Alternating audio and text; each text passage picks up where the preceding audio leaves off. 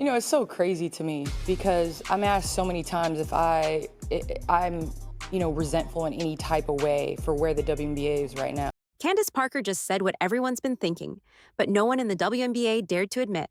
And trust me, the old guard, they did not want this smoke. The league's been trying to pretend everything's fine, like the drama around Caitlin Clark is just fan noise.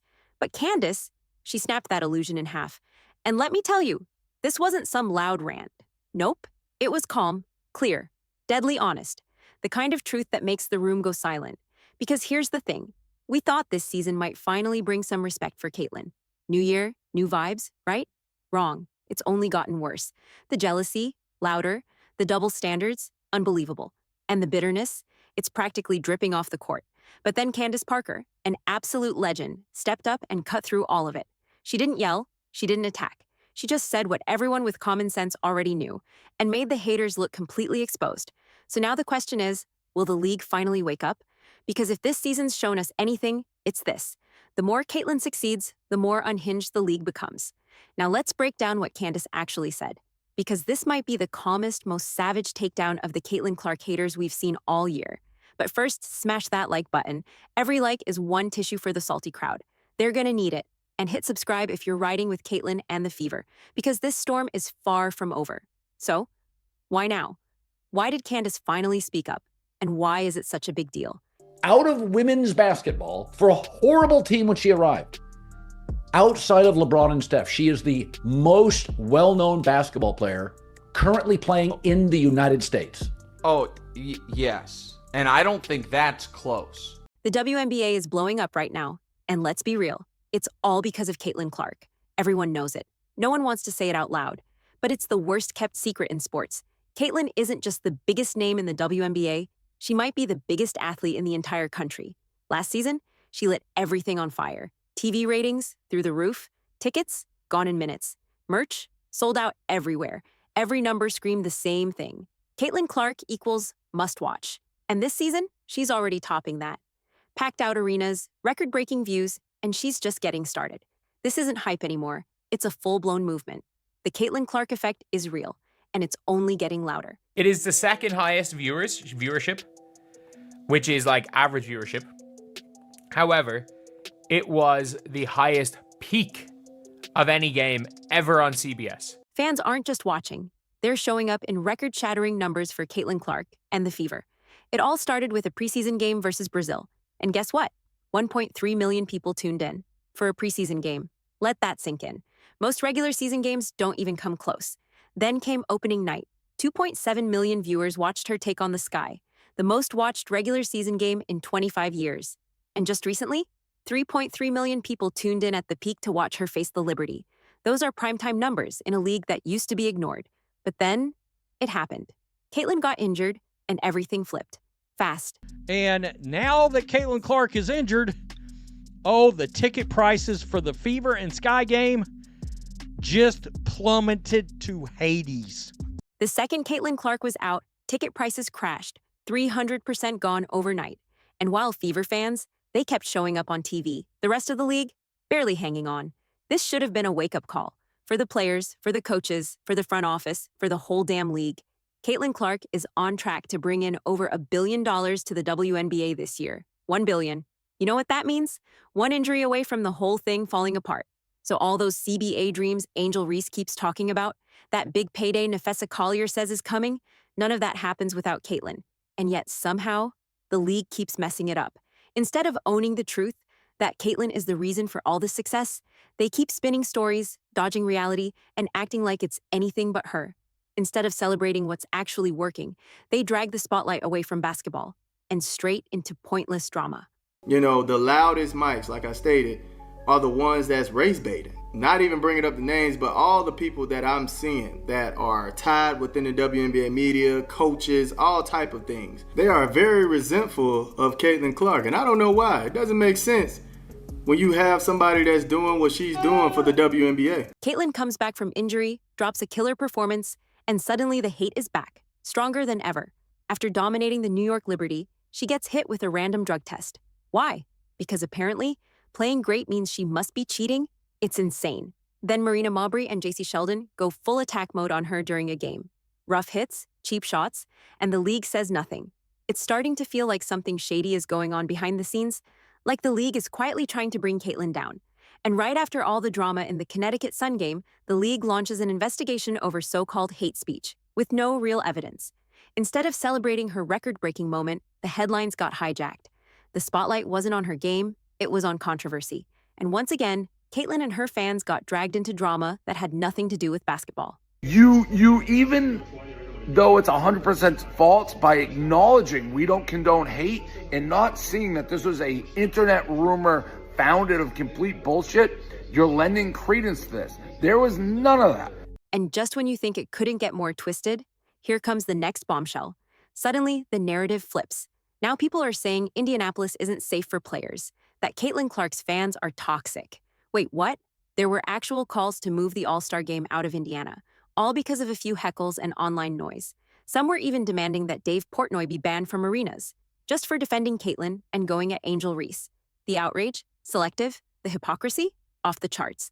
And while all this noise was getting louder, the WNBA, silent, not a word. No support, no statement, nothing. Meanwhile, Caitlyn and the Fever were taking real heat, from fans, from players, from media, and the league just watched it happen. No protection, no backup. Almost like they wanted it that way. We've gone way out of bounds. And the hate, it didn't stop at basketball. What people started saying about the Fever, especially Caitlyn, crossed every line. This wasn't just trash talk about her game. It wasn't just jealousy over her fame. It got ugly, hateful, personal, even threatening. People were coming for her in ways that had nothing to do with sports. And somehow, everyone looked the other way. Kind of stuff that's being said to them, the stuff that's being said to Kelsey Mitchell, the kind of things that are being said to Natasha Howard are actually wild. People have taken a photo of these women and circled a bullseye on them and have said, it's on site when I see you. Those are actual threats. This wasn't just rude online noise. These were real threats. Personal, vicious, targeted. The kind of stuff you'd expect the league, especially one that constantly brags about inclusion and anti-hate, to shut down immediately. But nope, crickets. No statement, no defense, no support, just silence.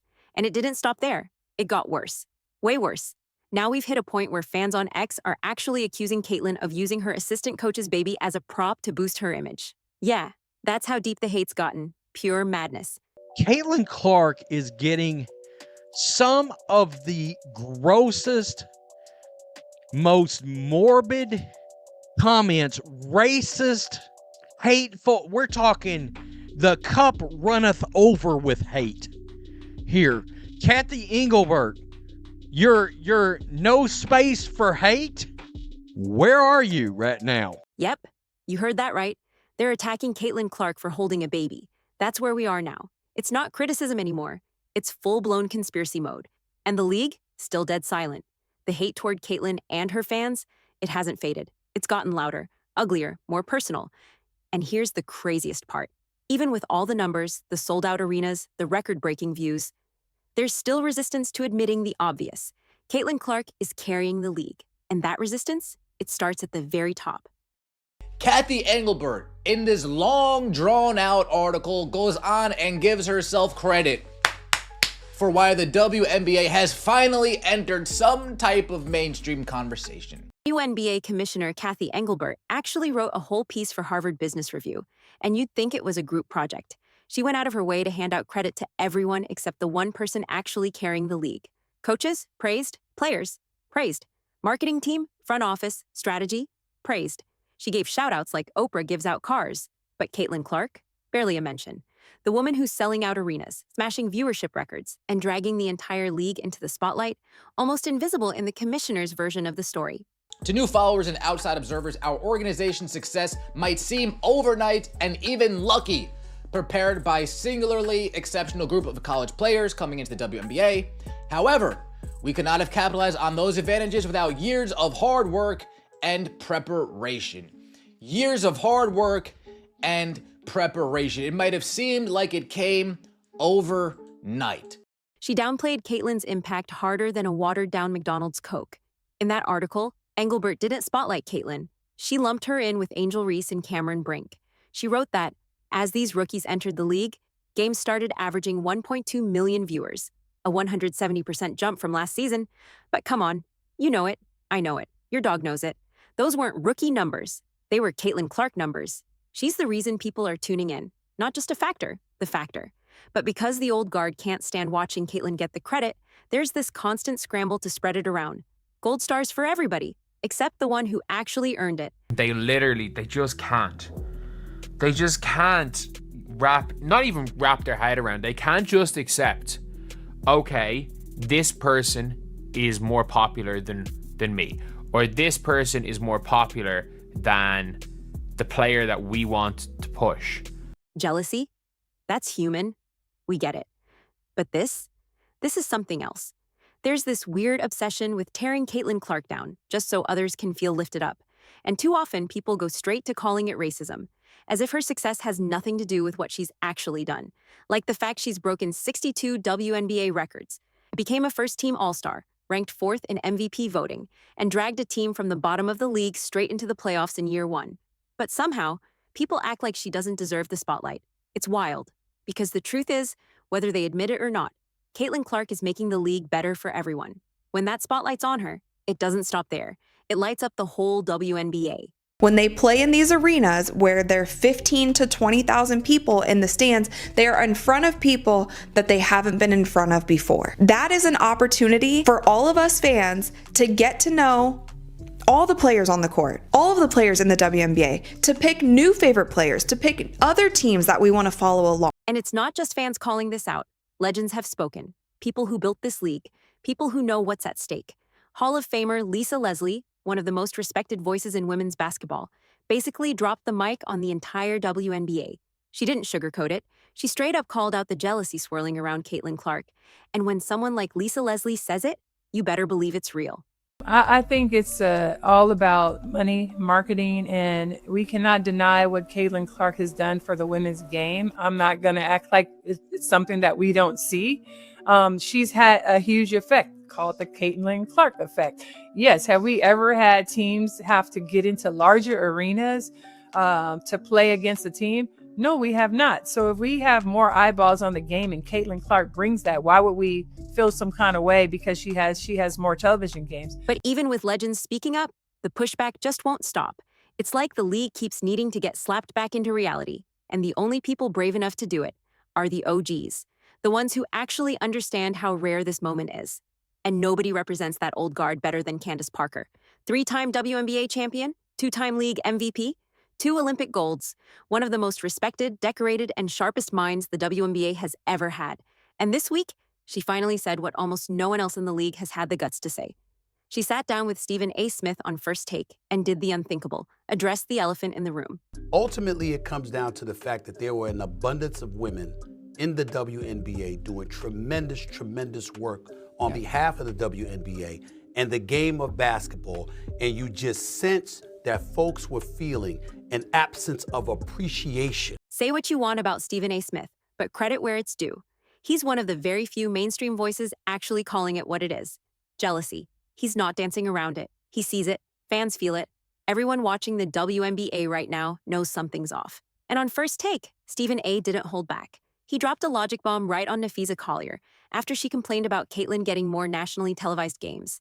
He basically said what millions are thinking. Maybe, just maybe, Caitlin's getting the spotlight because she's the one bringing the audience. And this dude named Michael Jordan came along.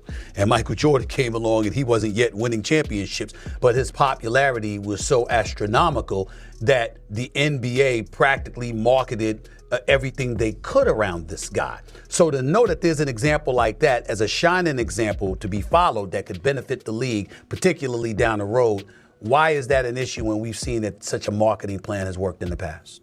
This wasn't some softball interview.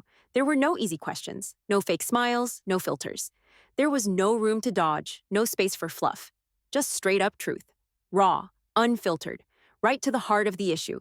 Candace and Stephen A. weren't playing around. They were coming for the real conversation the rest of the league keeps running from. Can you speak to that collective frustration that some may have been feeling, and whether or not you think it's something that's being overcome as you all thrive and move forward and continue to promote and uplift this? But what Candace delivered, It wasn't loud. It wasn't dramatic. It was measured, sharp, and real. One of the most thoughtful, logical takes we've heard from anyone so far. The kind of response that made every Caitlin Clark fan out there nod their head and say, exactly. You know, it's so crazy to me because I'm asked so many times if I'm resentful in any type of way for where the WNBA is right now. My job was to leave the game better than I came into it. You think Cheryl Miller is resentful for me that I had a league to play in? No, she's being the mentor that she is, and she's supporting and loving and sitting courtside cheering on Juju Watkins. And I'm doing the same for Caitlin Clark and all the women in the WNBA. What Candace dropped? Straight Picasso, a masterclass in logic and perspective. And yeah, there's more where that came from. But first, did you catch it? She said she's constantly asked if she's jealous of Caitlin Clark. Just let that sit for a second.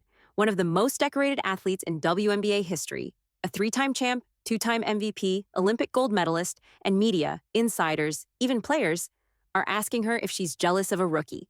That right there tells you everything about how deep the jealousy runs in this league. But Candace, she gave the answer that every real one was waiting for. She said, it's not about being jealous of who's next. It's about getting the game ready for the next star. She didn't downplay Caitlin. She didn't call her a fluke. She called her lightning in a bottle and said what needed to be said. Support her. Be proud of what you built and understand that her rise helps everyone. And Candace didn't stop there. She didn't need to say it word for word, but she made it very clear. She was calling out all the noise, especially the subtle and not so subtle race-based jabs that have been quietly trying to drag Caitlin down.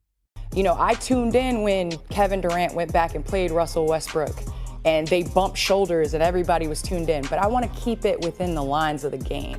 And I think that's what's the most important. Now everybody has a Twitter finger. Everybody can have reach to, the WNBA and make comments. But really the key is let's keep it about basketball. That's my thing. And when we do that, then we're able to really grow the game and what it represents. You hear that, WNBA? You hear that, Twitter trolls? Keep it about basketball. Because all these race-based takes, they're not growing the game. They're poisoning it. They're not building anything. They're just dragging the WNBA into the spotlight for all the wrong reasons, making it look like a league that can't even celebrate its biggest moment without turning it into a culture war, a league that's tearing itself apart from the inside. They want to paint the narrative that it's a white and black thing going on. And now that toxic energy is spilling over to people who don't even watch the games. So now they feel like they are a part of the league just because they know or feel like they know what's going on with the race thing. Like, cut it out, man. You all want the league to grow, but you all saying keep it about basketball, but y'all not keeping it about basketball. All Caitlin Clark has done is show up, ball out, and give fans exactly what they came for. A show, a spark, a reason to care. And in doing that, she's grown the game in ways the WNBA has never seen before. Not once has she made it about race. Not once has she disrespected another player, the fans, or the legends who came before her. In fact, she's done the exact opposite. She's constantly giving credit to those who paved the way, shouting out her teammates, praising the competition, and carrying herself with real humility every step of the way. She's not tearing people down. She's lifting the entire sport up. Even Lisa Leslie, a true legend, had to stop and give Caitlin her flowers, because real ones recognize real. And I love that. I love that she's not the player who's like, it's all about her. It's not. She's giving love and homage to those of us that have come before her.